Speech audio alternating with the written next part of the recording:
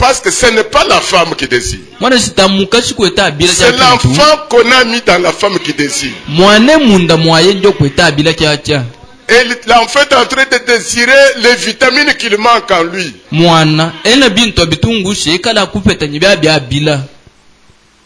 Même s'il s'agit de s'endetter, le mari va s'endetter.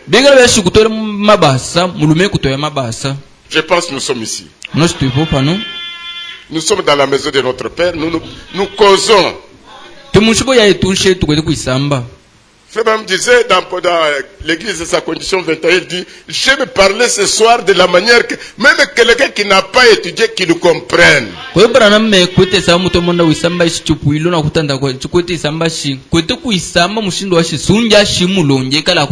Ça ne sert à rien à sauter, à crier. On peut crier si Dieu nous pousse à crier. Mais le souci de chaque prédicateur est que le peuple entende ce qu'il veut parler. Je vais épingler une chose ce soir. Il dit, c'est la même chose avec Dieu et son église. Et l'église locale. Il y a des fils et des filles là-bas. Chaque soir, Dieu féconde ces hommes et ces femmes-là par la prédication de l'évangile.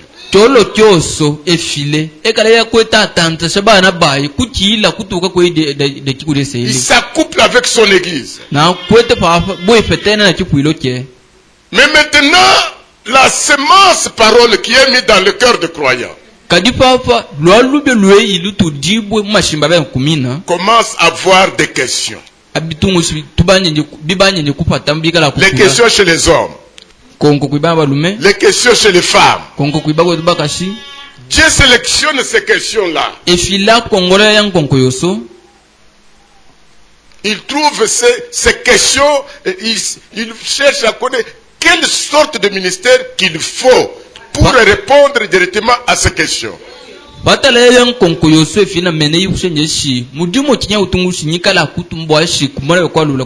Les questions sont au niveau de la doctrine, de la sanctification. À quel niveau, quel ministère il faut? Le ministère qui peut parler, répondre à cette préoccupation. Et le ministère dans l'homme, c'est une partie de Dieu dans l'homme. C'est-à-dire c'est Dieu qui veut répondre, mais il va parler par le ministère.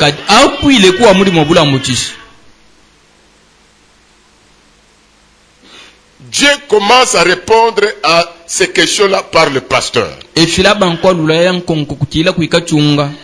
Mais chose grave, Branham dit, les gens là, comme ils sont habitués du pasteur, ils commencent à préjuger. Il a dit ça parce que. Il a dit parce que. Et pourtant, c'est la vérité. C'est le Saint-Esprit qui parle. Mais parce que les gens se sont habitués de leur pasteur, au lieu de dire que le Saint-Esprit m'a parlé, il dit le pasteur m'a dit. Le pasteur m'a prêché. L'ancien là m'a prêché. Le prédicateur là m'a prêché. Ils sont habitués avec le ministre de la place. William dit, Dieu va prendre un inconnu de loin. Et ça peut arriver que celui qui l'amène là, il peut monter même jusqu'à la chair sans avoir encore quoi prêcher.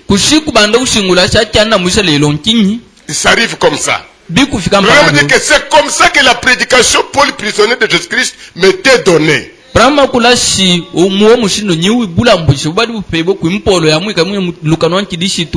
Et le messager dit, le prédicateur là monte à la chair, il ne vient pas avec de nouvelles choses. Il vient avec les mêmes choses que le pasteur avait parlé là. Les choses qu'on préjugeait là. Maintenant, ça doit sortir à la bouche d'un inhabituel, d'un étranger, qui ne les connaît pas, qui ne connaît pas leur maison, qui ne connaît pas leurs problèmes. Maintenant, Dieu commence à reparler la chose. Pour faire quoi? Pour amener l'église à comprendre, il ne s'agissait pas du pasteur, il ne s'agissait pas de leur prédicateur, c'est de Dieu. Maintenant, celui qui est de Dieu ne s'ilitera pas le prédicateur là. Il dit gloire à Dieu. Dieu pardon. Je pensais que c'est mon pasteur me prêchait parce qu'il me connaissait. Maintenant tu m'as envoyé quelqu'un d'inconnu qui ne me connaît même pas à mon nom, mais il m'a parlé directement de mon cœur. Pardonne-moi pour le préjugé. Donne-moi maintenant la foi, le croire et la possibilité de vivre ce que vous êtes en train de me communiquer. Alléluia. Amen. Je peux risquer de ne plus lire la Bible. Nous sommes dans notre sujet là. Seulement qu'aujourd'hui j'ai souffert beaucoup. Je n'ai pas voulu dire à la sœur Bénédicte. Donc le mot de tête m'a beaucoup tourmenté. C'est depuis la nuit. Je n'ai pas tellement bien dormi. Jusqu'à 13h, j'étais toujours malade. Je suis allé à genoux. J'ai dit Seigneur, j'ai un travail, je suis au front. Un militaire en ligne de bataille m'a tombé malade, ça c'est difficile. Donne-moi ce qu'il faut pour ce soir.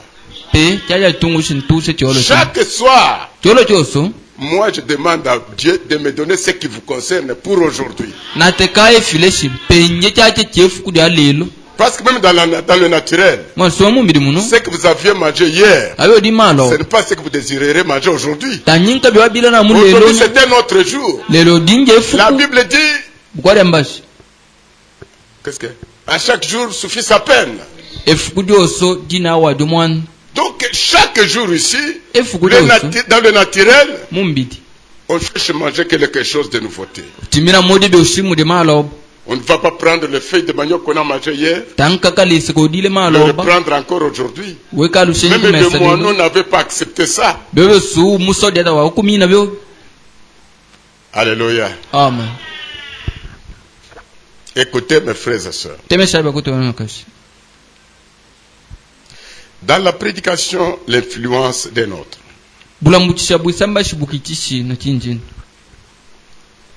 Au paragraphe 37. Il est dit quoi?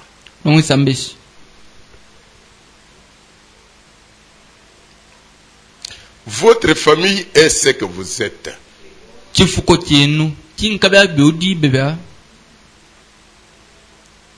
Votre famille est ce que vous êtes. Si vous êtes une mauvaise personne, vous aurez une mauvaise famille. Si vous êtes un mauvais papa, vous aurez de mauvais enfants.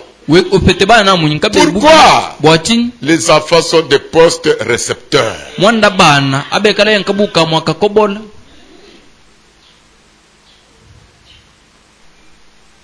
Un jour, c'était le jour de Noël. Un monsieur voulait visiter ses amis le jour de Noël pour prendre un petit verre.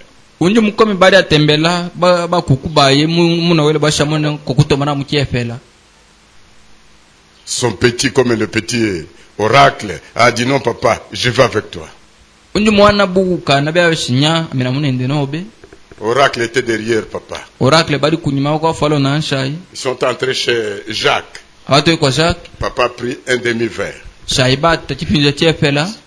Il est entré chez François. Papa a pris un demi-coca. Plus il prenait petit à petit, John est devenu trop ivre. Et le pied ne marchait pas encore tout droit dans le chemin. Et c'était le jour de neige. John avait de longues jambes. Mais oracle de petites jambes là. De petits pas. Mais oracle voulait toujours piétiner là où le papa a piétiné. Il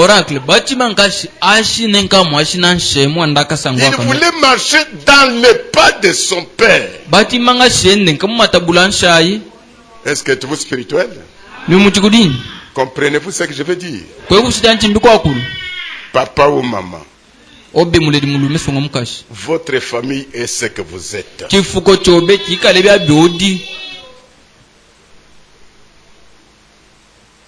Maintenant, le papa John s'est trouvé à distance. Pendant que le petit oracle souffrait à marcher dans ses pas. Il a regardé. Il a dit, oh, oracle! Qu'est-ce que tu fais comme ça, mon fils? Pourquoi tu es resté derrière? Il a dit, papa, je suis en train de marcher dans tes pas. Est-ce que vous êtes ici? Est-ce que les mamans des filles, vous êtes ici?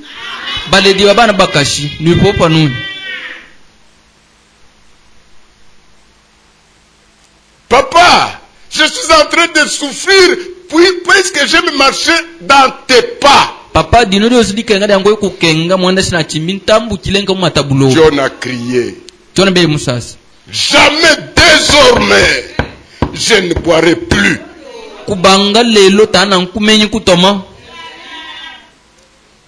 Frère Branham dit, attention dans votre manière de vivre, parce qu'il y a quelqu'un derrière vous qui vous suit.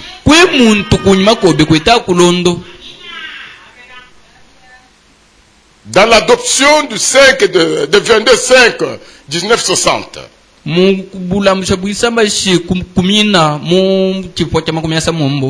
depuis le paragraphe 17, Frère Branham dit, la vie de chaque personne sur cette terre lui est un mystère.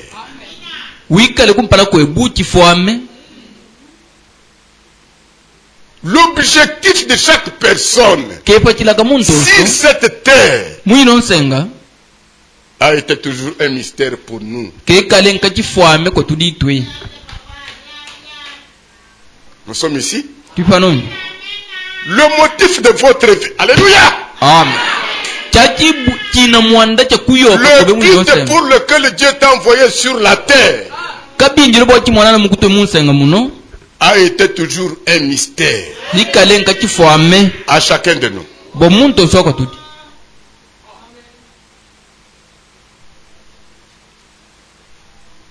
Paul, pour connaître le secret de sa vie, il a abandonné les amis. Il a abandonné le groupe. Il est allé seul dans le désert d'Arabie. Je suis dans Galates chapitre 1 verset 17. Pourquoi? Il a amené son expérience qu'il avait trouvée sur le chemin de Damas avec le rouleau Ou la Bible de l'Ancien Testament là, pour aller comparer, comprendre pourquoi il était sur la terre.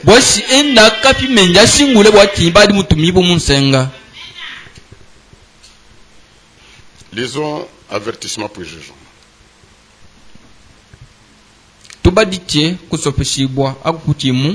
Avertissement pour jugement.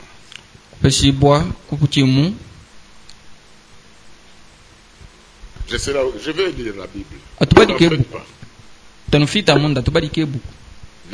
Nous nous laissons être conduits comme ça.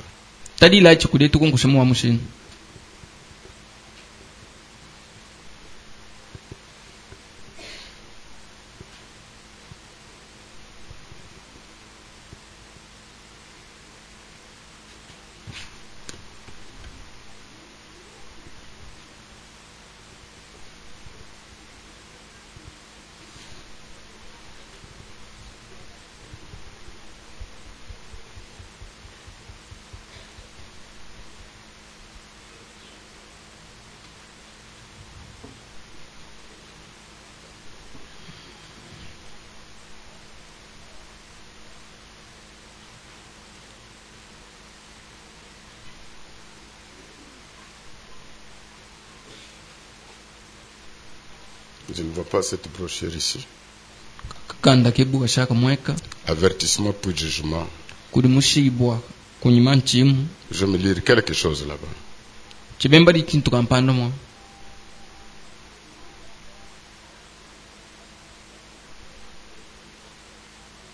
Pardonnez-moi, je cherche ça.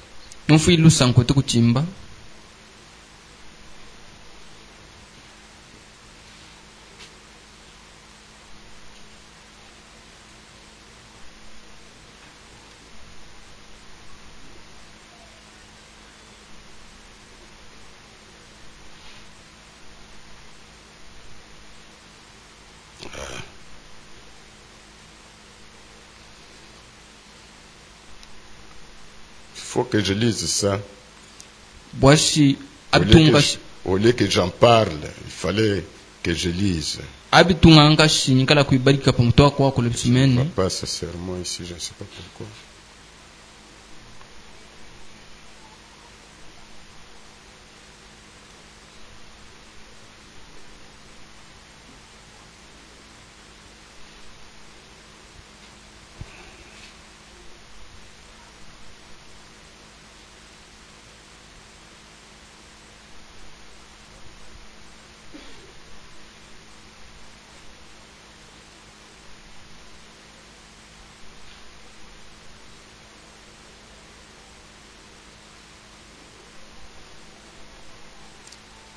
Je ne sais pas, dans vos prédications, dans vos machines, vous pouvez me trouver cette prédication. Il faut que je lise ça.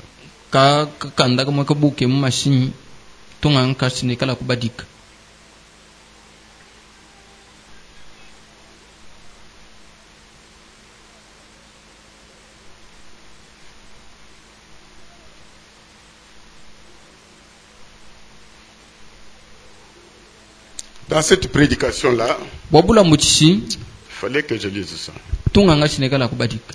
Frère me parle.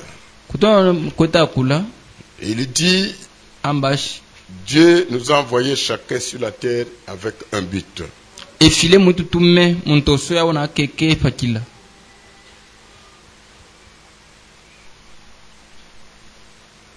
Administrateur, vous n'avez pas cette brochure près?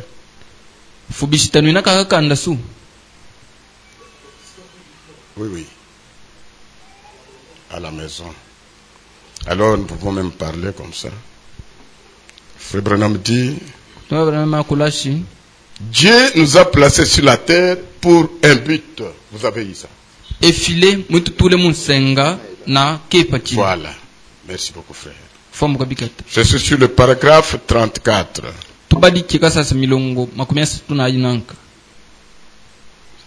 Ok.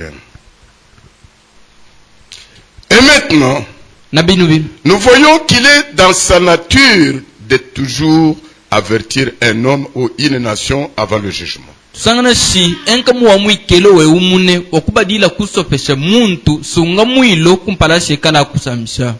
Nous rappelle nos responsabilités. Non, non. Il nous donne toujours son avertissement. Nous rappelle nos responsabilités. Nous sommes responsables et Dieu nous a placés ici sur cette terre pour une raison.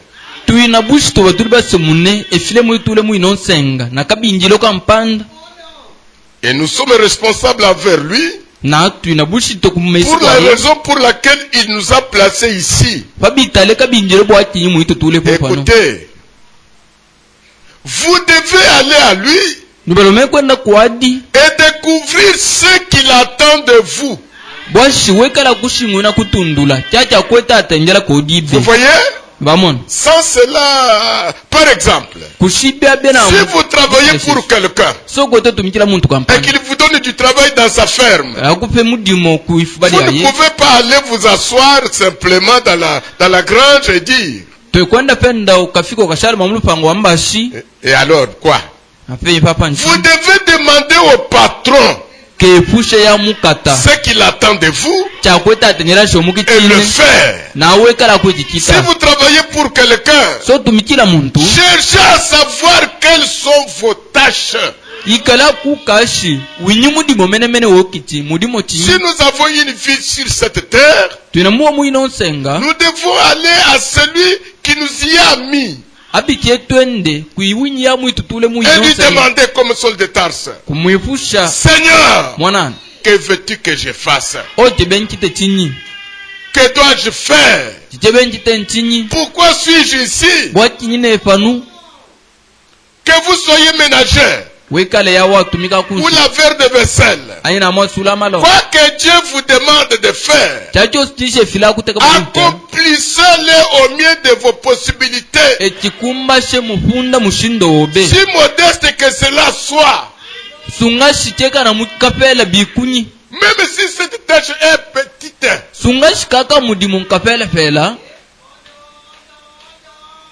est-ce que nous sommes ici? Même si cette tâche est petite, tous nous ne serons pas prédicateurs, tous nous ne parlerons pas langue, tous nous ne prêcherons pas. Alléluia. Amen. Le corps de Christ a beaucoup de parties. Et chaque partie a un travail.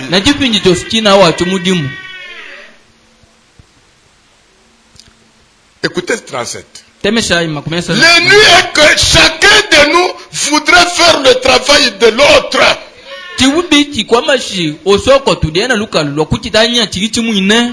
C'est ça le problème maintenant. C'est ça qui gâte la chose. C'est ça qui amène les empoisonnements. C'est là qui amène la haine, la jalousie.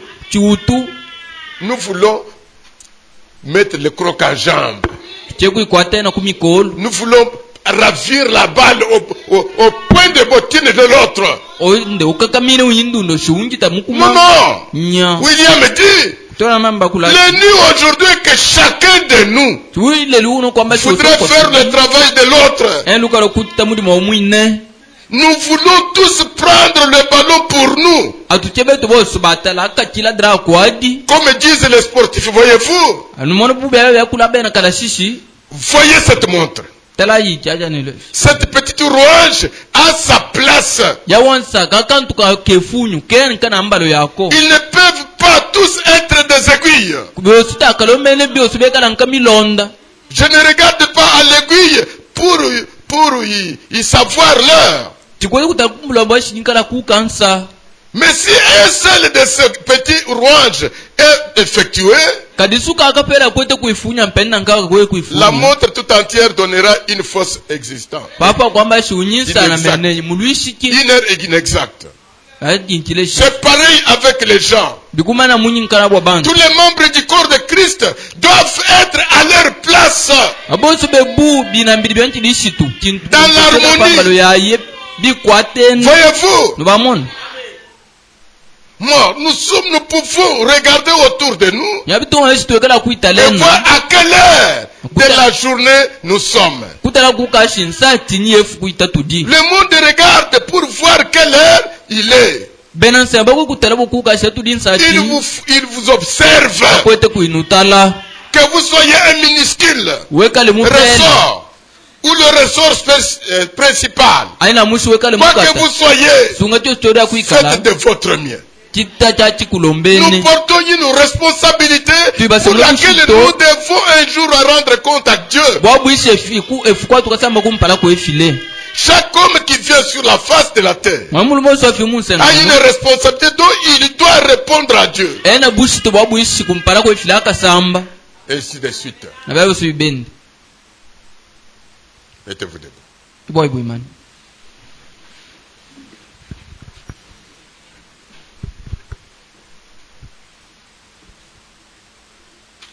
Nous lirons dans la Bible en Matthieu chapitre 12. Matteo 12.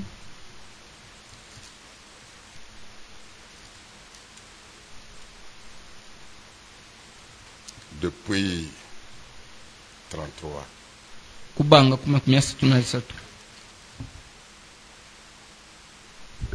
Ou dites que l'arbre est bon et que son fruit est bon.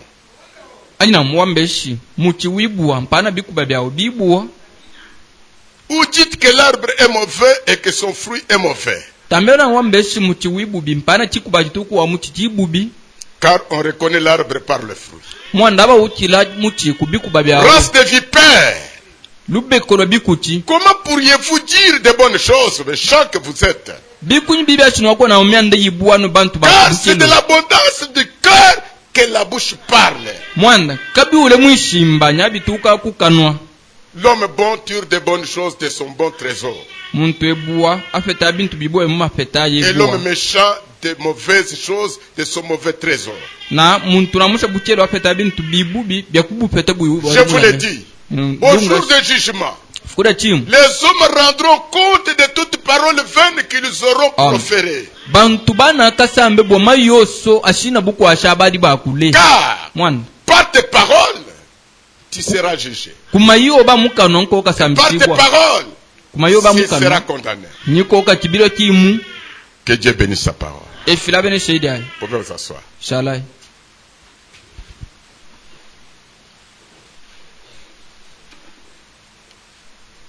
Nous avons déjà pris quelques minutes. Selon que Dieu me conduit à parler ce que je parlais là. Le christianisme est une vie automatique de chaque jour.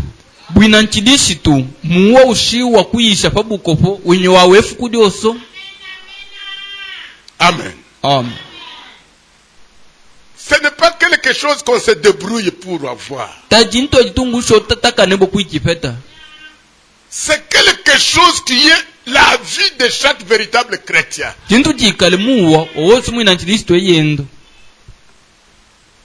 Chaque enfant de Dieu. Vous voyez, nous avons lu là-bas. Verset 35. L'homme bon tire de bonnes choses de son bon trésor. Il ne se débrouille pas. C'est automatique. Comme le pasteur nous a dit hier dans son exhortation. Le christianisme, c'est une vie de témoignage. Une vie pleine d'expérience.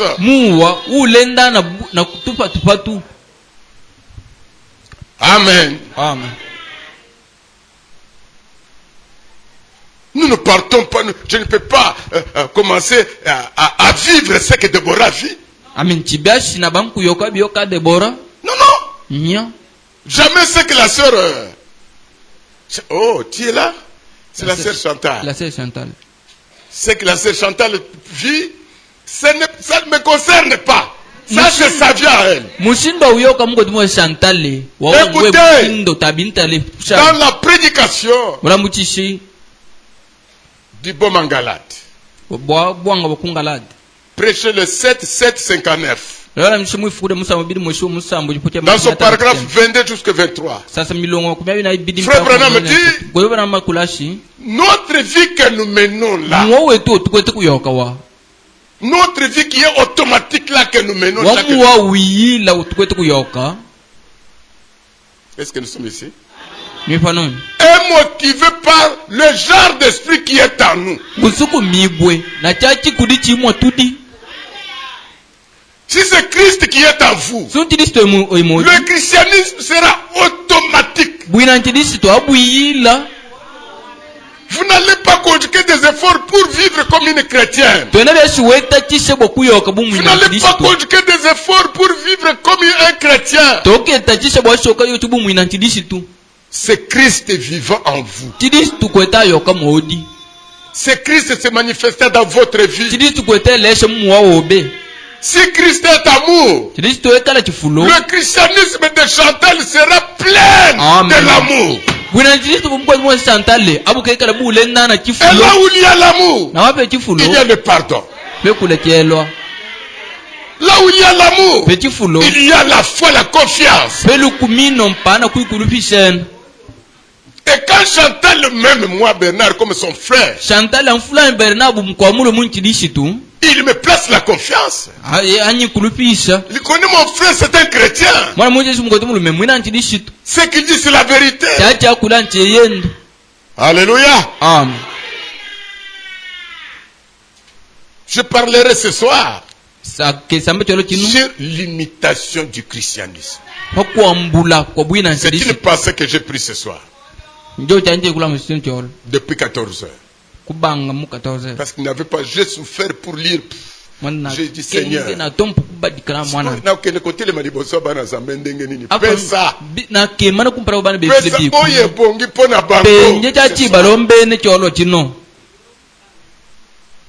alléluia. Amen.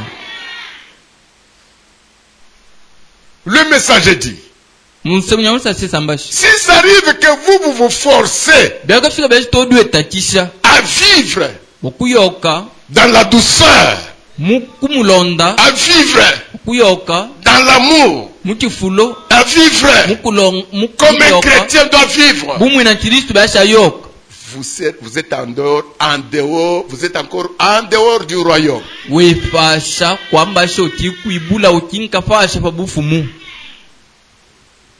Si vous commencez, vous faites le bien, par peur de ne plus entrer en enfer, je ne commettrai pas d'adultère. Je ne mentirai pas. Je ne vais pas aller en enfer. Tu es encore loin du christianisme. Tu es encore loin du royaume de Dieu. Parce que ce n'est pas toi qui vis. C'est du Christ en vous qui doit vivre. Lui, quand il était sur la terre, il disait, les œuvres que j'ai faites, ce n'est pas moi qui les fais. C'est mon Père qui est à moi qui fait les œuvres. Si vous ne voulez pas me croire, croyez aux œuvres. Parce que ce ne sont pas mes œuvres, ce sont les œuvres du Père. Amen. Amen. Et quand vous vous forcez à faire de bonnes œuvres, ce sont vos bonnes œuvres à vous. Parce que vous voulez qu'on vous connaisse, qu'on vous voie. Quand vous donnez quelque chose à un serviteur de Dieu, quand vous donnez quelque chose à votre soeur, il faut qu'une autre personne connaisse ça. Ce sont tes œuvres à toi. Dieu n'est pas là. Donc,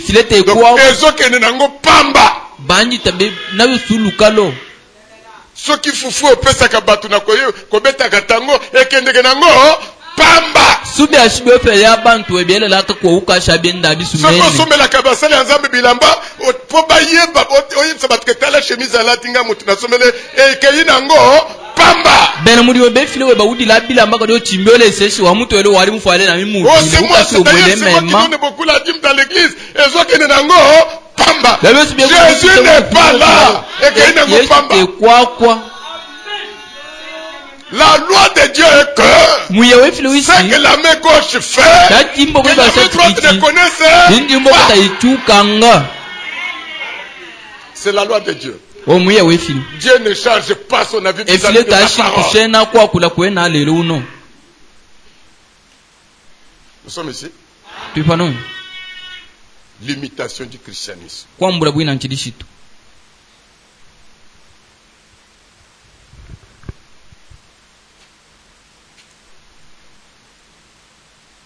Pourquoi nous avons des difficultés et les assemblées ne marchent pas? Le corps de Christ est malade. Le corps de Christ tourne au rond. Beaucoup de problèmes dans le corps du Seigneur. Dans des assemblées, des problèmes. Pourquoi? L'imitation est montée à la chair. Nous n'avons pas de ministres authentiques. Nous avons des ministres qui imitent d'autres ministres. Nous avons des ministres qui conjuguent les efforts. Écoutez, le ministère de la prédication de l'évangile ne remonte pas à la connaissance de l'homme, ni ses capacités. Non.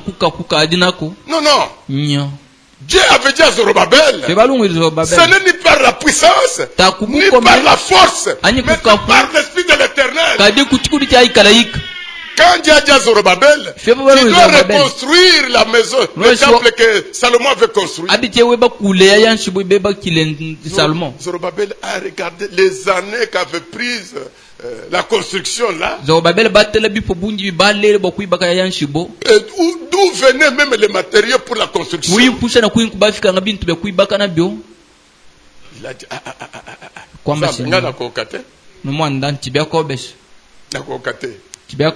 Zamba lobi okokokate. Yo pe chanter le okokokate.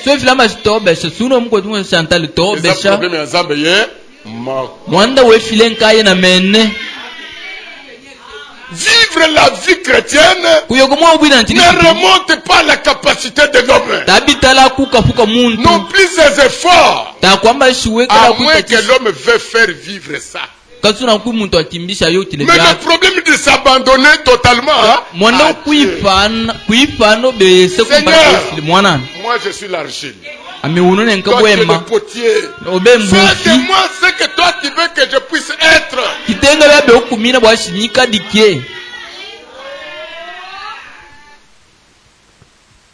L'imitation n'a pas commencé aujourd'hui.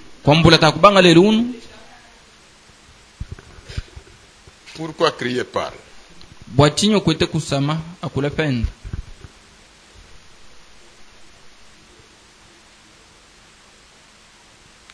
Pourquoi crier parle?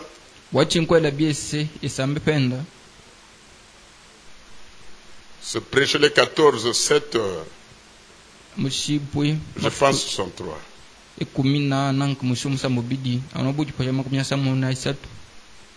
14, 7, 63, oui. Tradition Shekinah Publication. Paragraphe 29.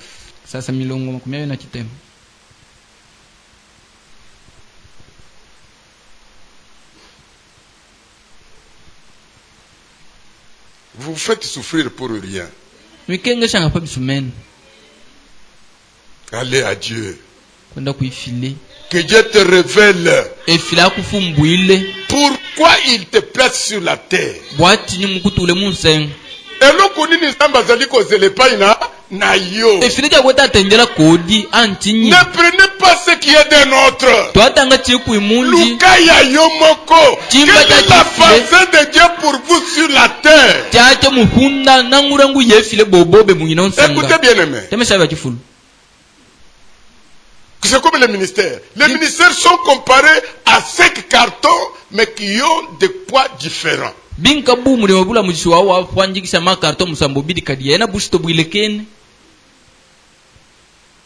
Le carton que frère Kibambe peut transporter, parfois moi je ne peux pas soulever ça. Il y a des cartons qui sont là. Vous voyez le carton, mais dedans c'est 2 sacs parfois de ciment. Puis carton kaso mono kumeso carton kadi munda mwamo mifuko ibidi ya sima. Il y a le carton qui a si c'est 100 boîtes de sardines à l'huile. Puis carton panji kota labi ma boîte à sardines panji lukam. Il y a aussi des cartons de allumettes. Puis carton kadi kota la kama limette. Il y a aussi des cartons de papier hygiénique. Puis carton kama sati. N'est-ce pas la vérité? Vous voyez que tous ces cartons-là ne pèsent pas le même poids. Et le ministère sont des capacités que Dieu donne dans l'homme, met dans l'homme, d'après la nature que Dieu a créé cet homme-là. Nous allons comprendre. Écoutez. Souvent, lorsque nous considérons les Écritures selon notre propre façon de voir, cela semble très dur. Quand nous lisons Dieu qui a appelé Moïse pour aller faire sortir les enfants d'Israël de l'Égypte, Moïse est allé selon Dieu. Dieu a accompli le miracle avec Moïse. Et Pharaon a laissé les enfants d'Israël. Dieu a pris le bateau, il l'a mis dans la maison dans la main de Moïse. Il a dit devant n'importe quelle circonstance, devant n'importe quelle difficulté, brandis seulement le bateau. Brandis cette vierge ici. Mais maintenant Moïse est devant la mer Rouge. La mer devant. De gauche, droite, de collines. Derrière lui, c'est Pharaon qui vit avec l'armée. Les enfants d'Israël lui font des problèmes, lui font des problèmes. Pourquoi tu nous as fait sortir? Il fallait nous laisser servir les Égyptiens. Il voulait retourner dans la captivité. Moïse, avec le bateau en main, il a commencé à pleurer. Seigneur, Seigneur, il venait de faire une prophétie. Dieu lui a dit, dites aux enfants d'Israël qu'ils se tranquillisent. Les Égyptiens qu'ils voient là, ils ne le verront plus encore. Il a prophétisé ça aux enfants d'Israël. Mais comme un homme, à un moment donné, plus Pharaon approchait, plus la peur approchait Moïse. Moïse a commencé à crier. Il a crié. Il a crié. Il a crié. Dieu a lobby. Moïse. Pourquoi des cris? Branham me dit, si nous lisons ça littéralement, selon notre manière de voir les choses, c'est comme la sœur Bénédicte. Frère Kibambe a donné l'argent. Madame, j'ai beaucoup de responsabilités. Je n'aurai pas encore le temps que tu viennes toujours me dire, mais chérie, comment nous allons manger aujourd'hui? Non, prends $10,000.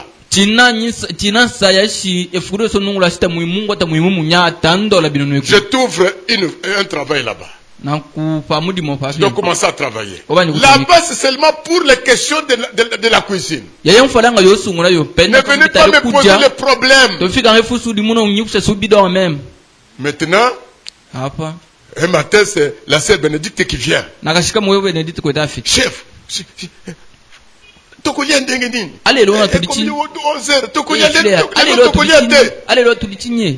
toi, tu n'es pas là. Tu ne connais pas ce qui s'est fait entre Kibambe et sa femme. Tu es venu seulement visiter ton pasteur. Tu attends le pasteur dire, Bénédicte, Kangamunoko. Qu'est-ce que je t'avais dit? Je ne veux pas entendre ça. Jupiter, pasteur, tu ne comprends rien. Quand Kibambe a dit à Bénédicte Kangamunoko, Bénédicte a compris. Elle sait comment ils avaient causé. Nous sommes ici. C'est le problème avec Dieu et Moïse.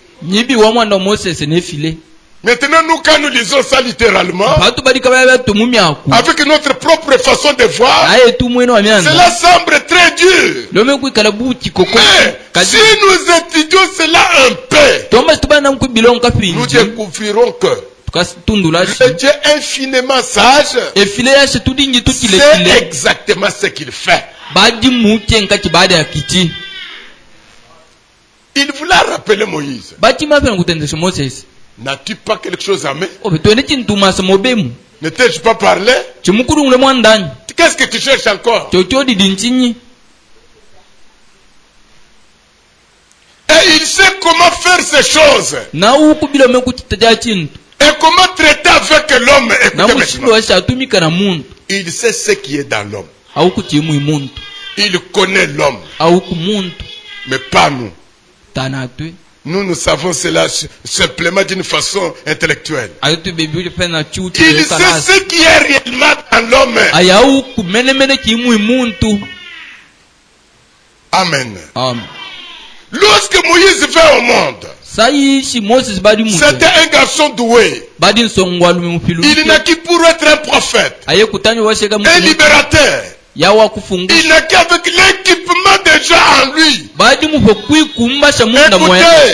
de même que chaque homme qui vient au monde naît avec cet équipement.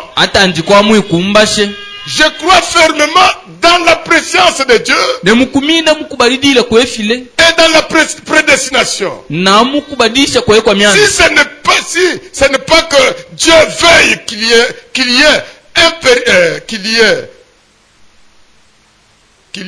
qui périsse, mais que tous puissent vivre, arriver à la repentance. Mais étant Dieu, il devait connaître. Et il connaît effectivement la fin de le commencement. Voyez-vous, il ne connaît pas cela. Et s'il ne connaît pas cela, alors il n'est pas infini. Et s'il n'est pas infini, il n'est pas Dieu. Ainsi, il ne voulait certainement pas qu'il y ait qui périsse. Allons vite. 32. C'est pourquoi, lorsqu'une personne essaye d'être quelque chose qu'elle n'est pas, elle a fait seulement une imitation. Et tôt ou tard, elle sera démasquée. Vos péchés vous démasqueront. Vous ne pouvez pas les couvrir. Il n'y a qu'une seule chose qui peut couvrir le péché. C'est le sang de Jésus-Christ. Et Jésus ne peut pas être appliqué à moins que Dieu ne vous ait appelé dès la fondation du monde.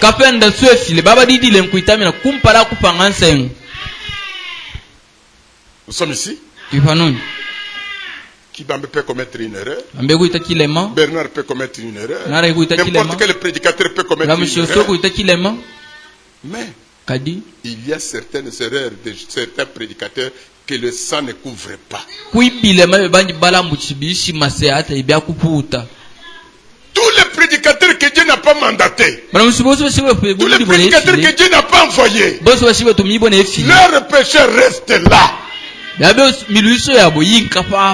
qu'il peut faire dans le coucou, Dieu fera qu'il commette certaines choses pour qu'il soit rendu à nu. Et que les gens enlèvent leur confiance. Vous, Seigneur, vous priez. Dieu n'est pas là.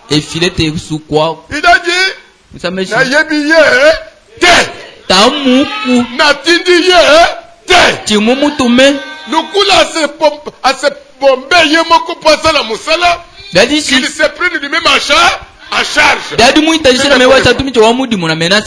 Branham qui dit, tes péchés à toi que tu fais dans le coucou, tout ce que vous faites dans le coucou, écoutez, Un Élie ne peut pas haïr un autre Élie. Un Élie ne peut pas persécuter un autre Élie. Toutefois, ce sont les non-Élis qui persécutent les Élis. Mais les Élis ne persécutent pas les non-Élis. Alors, qui est ton problème?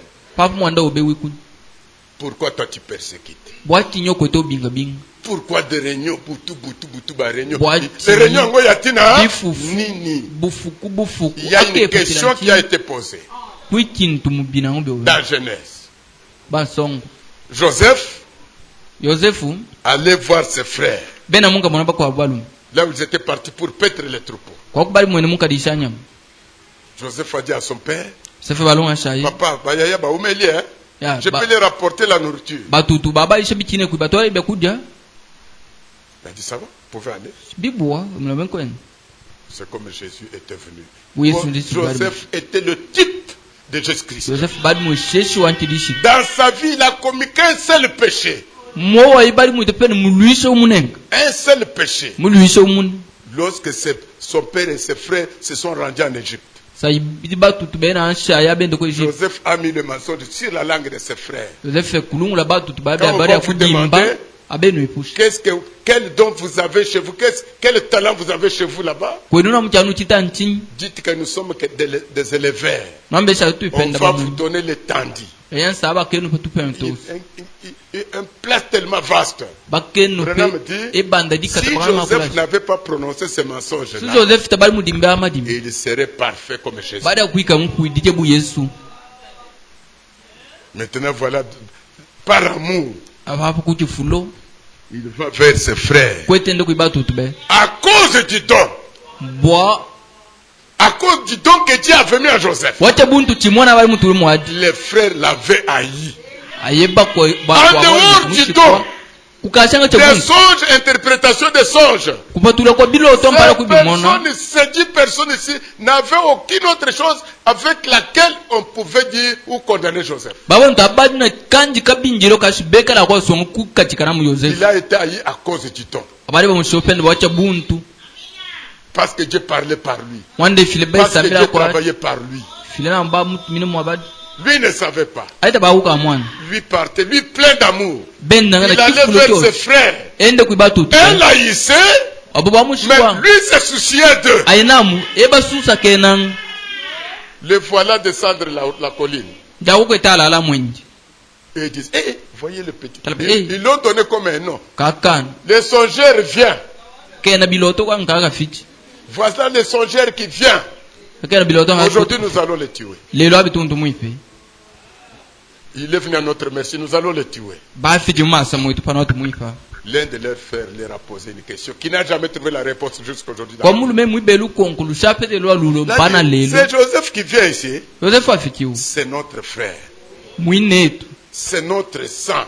Le sang qui tourne dans nos veines ici, c'est le même sang qui tourne dans les veines de Joseph. Maintenant, vous voulez que nous le tuons. Je vous pose la question. Quand nous allons tuer Joseph, nous gagnerons quoi? Vous avez la réponse, sorcier.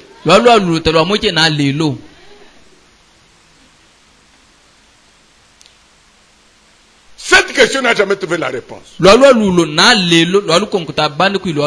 Nous allons le tuer bien, nous sommes plusieurs, il est seul. Mais quand il va mourir, Toko gagner,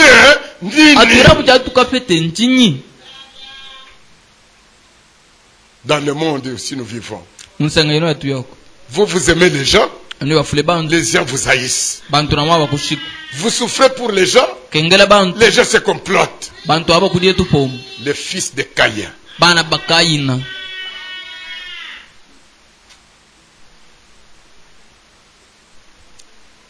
Alors, Moïse, quand il a crié à Dieu, Dieu a dit Kanga Munoko.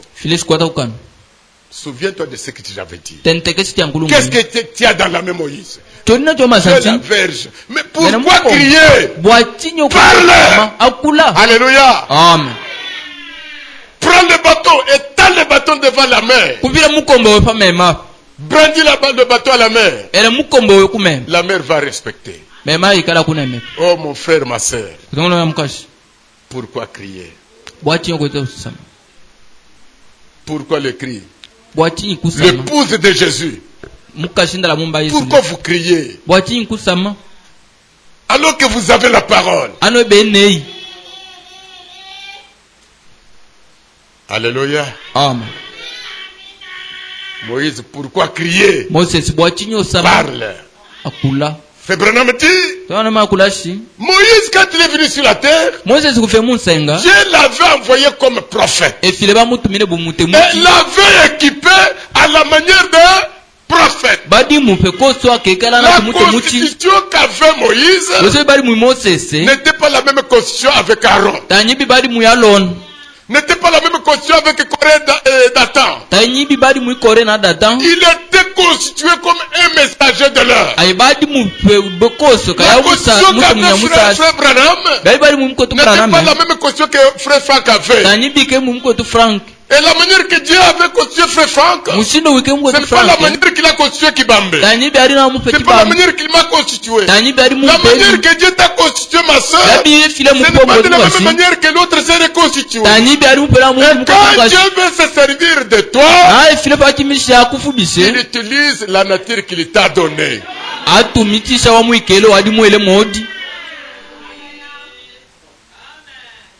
Je suis dans la prédication ou dans les questions-réponses du 12 janvier 61. Questions-réponses 12 janvier 61.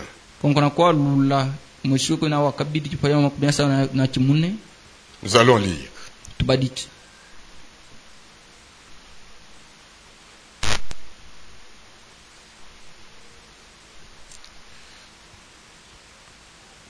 Paragraphe 52.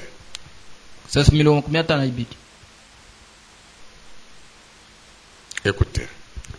Ainsi,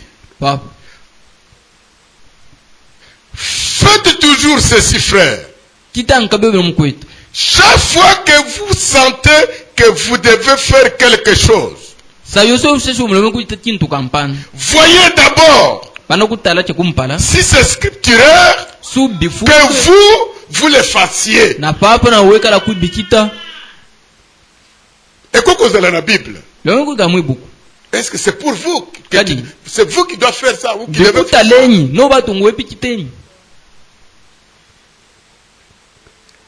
Si cela se trouve dans les Écritures,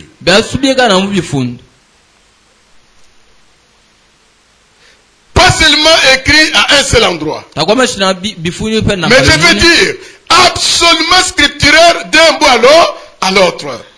Et que vous le fassiez de par votre position. Disons que vous soyez un évangéliste, un pasteur, un docteur, prophète, ou tout ce quoi Dieu pourrait vous avoir appelé. Voyez-vous? Ou bien si vous avez le don de langue, le don d'interprétation, n'importe quel autre de 9 dons spirituels dans l'église, et de 4 offices spirituels de l'église, pour n'importe quelle position, voyez d'abord si Dieu vous a appelé. Bien aimé, chaque ministère qui n'a pas l'histoire, ce n'est pas le ministère venu de Dieu. Les gens de la Bible, chacun avait une histoire dans son problème. Et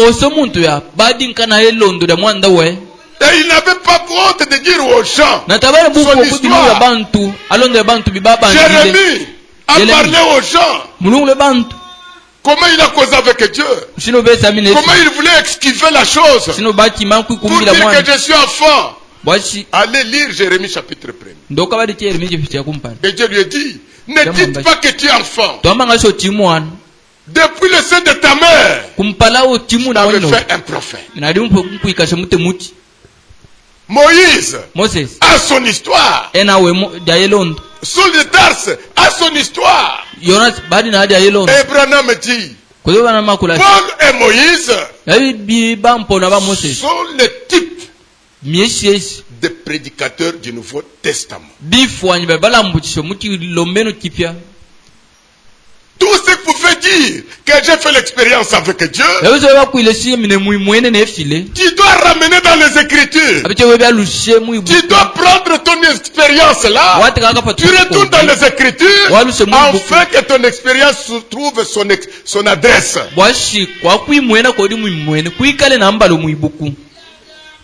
Si quelqu'un, s'il n'y a pas un endroit où fonder votre expérience,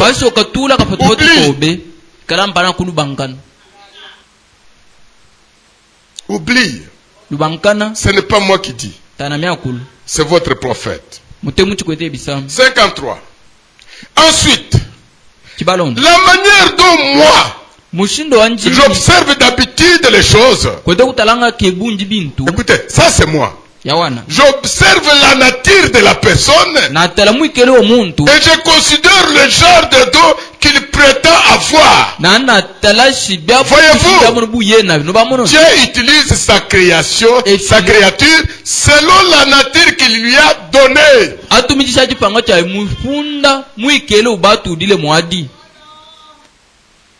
C'est pourquoi beaucoup fuient leur pasteur. Mais dans le conseil de Frère Branham, Paul, bien qu'il avait, merci Seigneur Jésus, bien qu'il avait fait l'expérience que Matthieu n'avait pas fait, bien qu'il est parti dans le désert d'Arabie 3 ans pour faire comparer son expérience, et qu'il est venu là commencer à prêcher, mais il avait un problème dans son cœur. Il avait l'incertitude. Saul de Tarse voulait être certain du travail qu'il faisait. Il dit pour ne pas courir en vain, je dois partir à Jérusalem. Parce que là-bas, il y a un ancien. Écoutez, quand il a fait l'expérience sur le chemin de Damas, et qu'il a dit à Dieu, que veux-tu que je fasse? Jésus avait tout pour dire à cet homme face. Mais Dieu lui a envoyé chez un ancien. Branham dit chez un ancien prédicateur expérimenté. Va là-bas. On te dira ce que tu dois faire. Il est parti. Dieu a parlé à Ananias. Va dans telle personne, dans la maison de telle personne. Il y a quelqu'un appelé Saul de Tarse. Je viens d'entrer en extase avec lui. Je viens d'entrer en débat avec lui. Nous avons causé. Va. Ananias a dit, nous avons eu des échos de cet homme. Lui ne marche pas comme ça. Lui n'est pas bandit. C'est toute une autorité religieuse. Quand il vient là, il est accompagné de documents officiels. Il amène des sujets dans des prisons. Il fait fouetter les autres. Seigneur, pardon, je risque d'être tué là-bas. Dieu lui dit, va.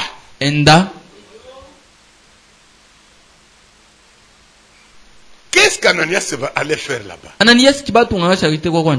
Saul ici, lorsqu'il étudiait dans la théologie, on lui parlait de la guérison des gens de la Bible de l'Ancien Testament. Mais Saul n'avait jamais vu quelqu'un être guéri comme ça. Est-ce que vous êtes ici? Quand Jésus ouvrait les yeux des aveugles, Saul était à l'école. Il fallait que Saul puisse être enseigné de la guérison divine. Et qui lui a enseigné ça? C'est Ananias l'ancien. Jésus n'a pas envoyé Saul à un jeune recrue de prédicateur. Il a envoyé chez un homme expérimenté. Ananias vient. Il dit, mon frère Saul, notre Seigneur qui a causé avec vous. Quoi? La confirmation. Chaque appel doit avoir sa confirmation. Le Seigneur Jésus qui était avec vous sur le chemin de Damas, qui a causé avec vous, m'a envoyé vers vous pour que je puisse vous imposer les mains et que tu recouvres la vie. Parce que la lumière de la colonne de feu l'avait rendu aveugle. Là, on lui avait parlé de comment Jésus avait ouvert les yeux de Bartimée et les autres. Mais lui n'était pas là. Il ne croyait pas, il était parisien. Maintenant, il faut qu'il tombe malade. Vous qui parlez à mal de guérison divine. Vous qui parlez à mal de dons spirituels. Vous parlez à mal de la guérison parce que vous n'êtes pas tombé gravement malade. Quand vous serez tellement malade que ton argent ne fait rien à l'hôpital,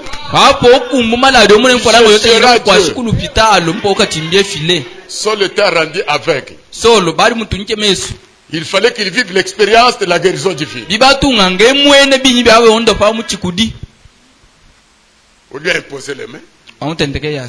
Les yeux se sont ouverts. Là-bas dans la théologie, on lui parlait du Saint-Esprit dessiné sur le mur. Mais il fallait que Saul vive l'expérience du baptême du Saint-Esprit sur place. Il est passé par le baptême d'eau. L'autre lui a imposé les mains par Ananias. Saul a eu le baptême du Saint-Esprit. Il est parti avec le Saint-Esprit dans le désert. Il est retourné, il a commencé à prêcher. Mais dans son cœur, problème. Il faut que je sois certain. Il faut que je sois certain. Est-ce que je peux trouver ça plus vite? Pour ne pas courir en vain. C'est dans Galates chapitre 2. Je pense Galates chapitre 2. Pour ne pas courir en vain. Je suis allé voir ceux qui étaient appelés les poteaux, les colonnes. Amen. Amen. Je suis allé voir. Qui? Je suis allé voir Pierre.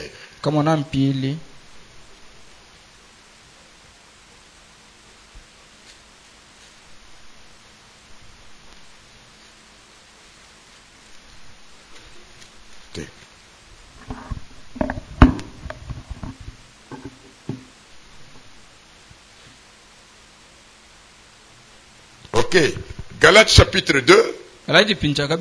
Verset 1 à 2. 14 ans après. 14 ans après son expérience. Il était déjà dans le ministère. J'ai monté de nouveau à Jérusalem. Avec Barnabas. Ayant aussi pris Tite avec moi. Et c'est fut d'après une révélation que je montais. Je leur exposais l'évangile que je prêchais parmi les païens. Je l'exposais en particulier à ceux qui sont les plus considérés. Afin de ne pas courir ou avoir couru en vain.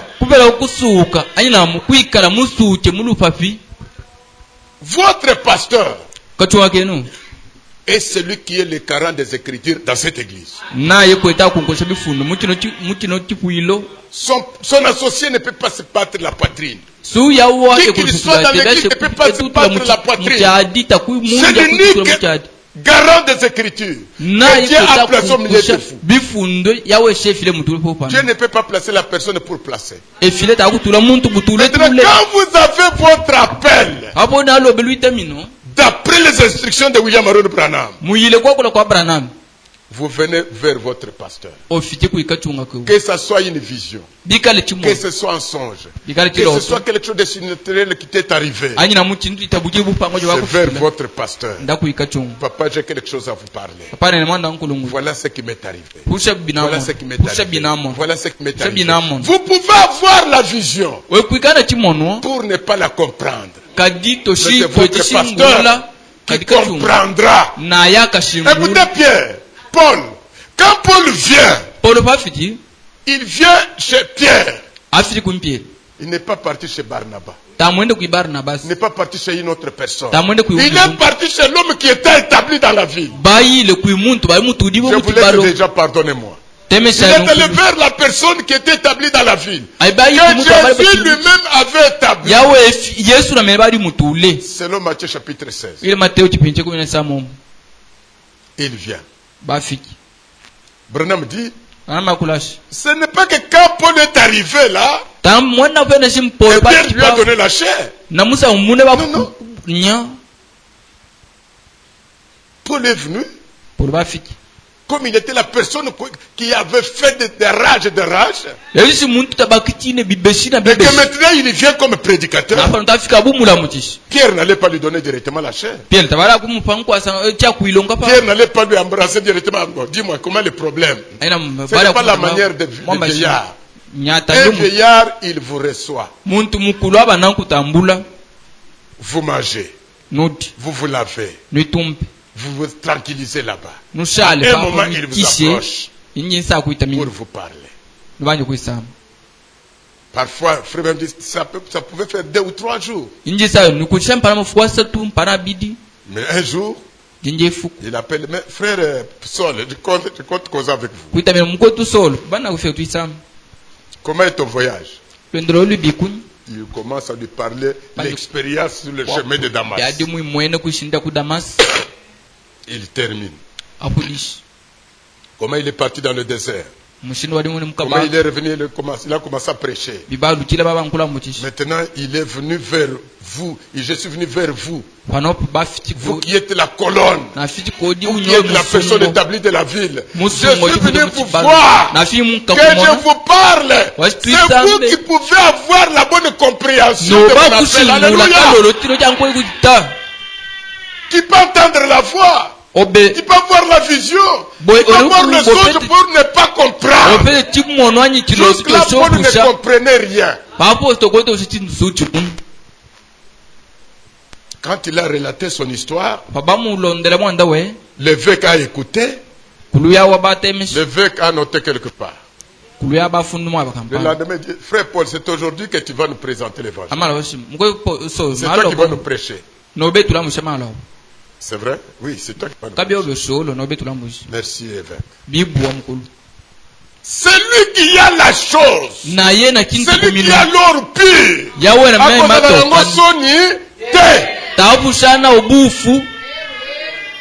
Non. Même si, frère, quand je suis arrivé dans l'église de Mampala à Lubumbashi, je ne sais pas si je prêcherai encore dans une église vaste comme celle-là. Déjà, c'est dans la 14 000 personnes.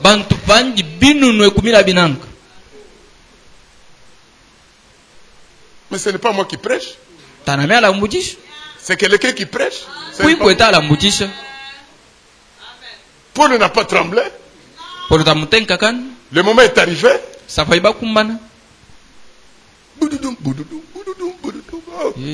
Allez, on a mené Saul à la chair. Saul a fait ce bruit. Saul a parlé. Le vieillard était assis comme Kibambe, se mettre souvent ici. Vous le voyez toujours en train de noter. Vous pouvez faire des bruits, vous pouvez crier des amens. Mais lui a une grande responsabilité. Vous connaissez que les prédicateurs sont des techniciens. Mais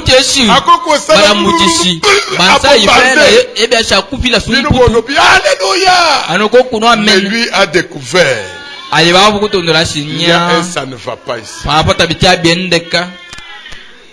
Quand il a parlé, quand il a terminé, Pierre a regardé Barnabas. Il a regardé les autres anciens. Il a dit, Les anciens, comment vous avez fait avec ces jeunes hommes? L'ancien Nicolas dit, il prêche comme nous. Le frère là-bas dit, il prêche comme nous. Le frère dit, moi-même j'ai vu que cet enfant prêche comme nous. C'est comme s'il était avec nous quand le Seigneur était vivant avec nous. Ils se sont mis debout. La Bible dit, ils l'ont donné la main d'association. Et ce n'était pas tout. Maintenant, c'est l'ancien qui parle. L'évêque regarde le sol. Et dit, en t'écoutant, frère Saul, en comparant ton ministère et ton expérience que tu m'as relatée, ton ministère n'est pas destiné aux enfants d'Israël. Toi, tu es destiné aux nations. Si vous lisez les Écritures, Paul n'a pas contesté. Là où il y a le ministère, il n'y a pas de contestation. Il n'y a pas de dispute. Que Dieu vous bénisse ce soir. Je m'arrête là-bas.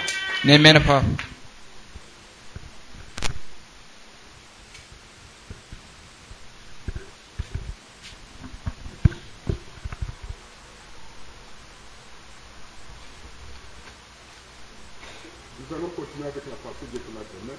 Parce que dimanche, je vais traiter autre chose. Il y a une femme, c'est une artiste, hein? Elle chante très bien. On a l'habitude de faire passer ces cantiques-là sur notre station de radio. Et cette femme, elle chante que nous ne serons jamais les mêmes. Même si vous êtes des jumeaux. On regarde celui-ci, il est comme l'autre. Mais laisse-moi vous dire que vous ne serez jamais les mêmes. Si on vérifie vos empreintes digitales, on va trouver qu'il y a toujours une différence. Et avec ça, tu n'auras pas raison d'être jaloux de quelqu'un d'autre. Chacun, il a sa spécialité et sa particularité. Inclinons la tête pour la prière.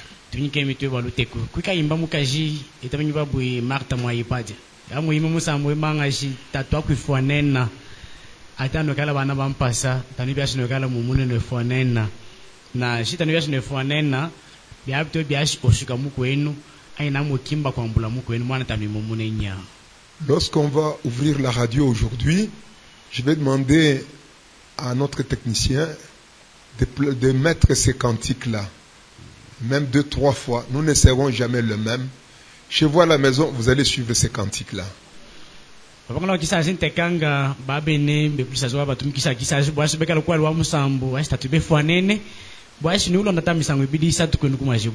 Prions tous ensemble, le Seigneur.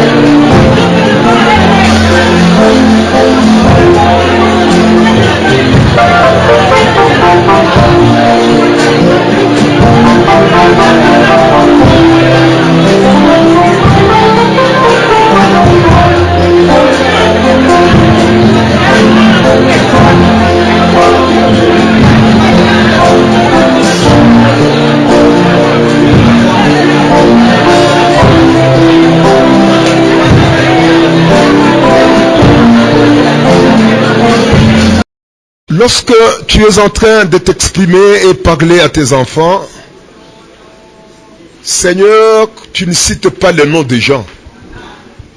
Tu ne cites pas le nom des gens, Seigneur.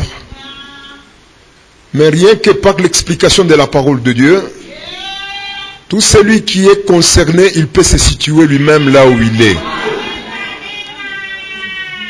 Même cet après-midi, le langage de Dieu était tellement clair. Et c'est la vérité. Un élu ne peut jamais monter un plan dans son cœur pour aller combattre quelqu'un d'autre. Il est capable de supporter, de vivre même avec un païen. Et mieux le gérer. Il est capable de supporter même la personne la plus faible. Parce qu'il est dit avec le faible, soyez comme faible. Mais enfin de gagner les faibles. Mais celui qui n'a pas l'élection de Dieu en lui, lui n'aimera jamais à ce qu'il y ait quelqu'un qui est au-dessus de lui. Il cherchera par tous les moyens que tout le monde soit sous son talon.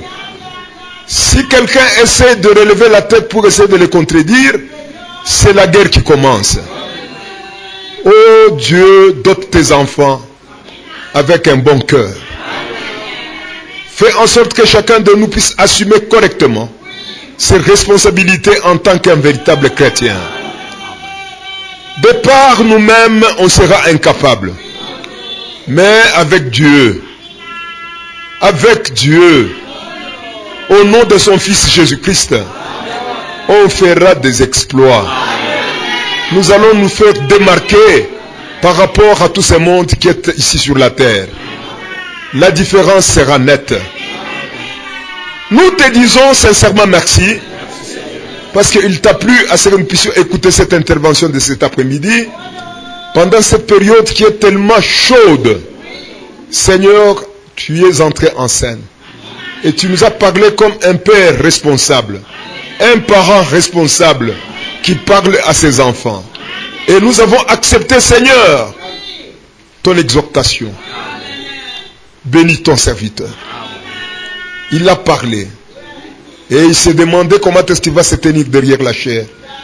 Avec de ces maux de tête, je ne sais pas si c'est à cause de la chaleur. Qu'il se rétablisse, Seigneur. Après avoir parlé, moi je connais le mystère qui se passe derrière la chair ici.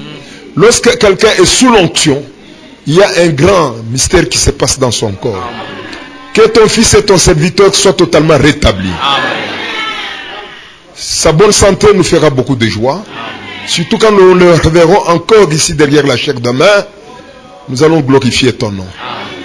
Seigneur, accepte de bénir ma soeur. Je te supplie, Seigneur, accepte aussi de bénir mon frère. Tout celui qui t'aime, qu'il soit béni de Dieu.